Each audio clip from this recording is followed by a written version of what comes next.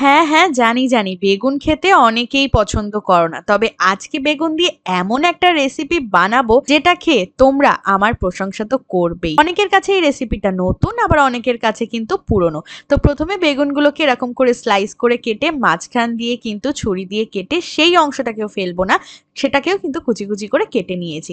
তো preparation ready. এবারে ২ টো ডিম ভেঙে পেঁয়াজ কুচি, লঙ্কা, লবণ আর ওই যে বেগুনের ভিতরে ছোট অংশগুলো যে কুচি করে কেটেছিলাম সেটা দিয়ে খুব ভালো করে মিক্স করে নিলাম।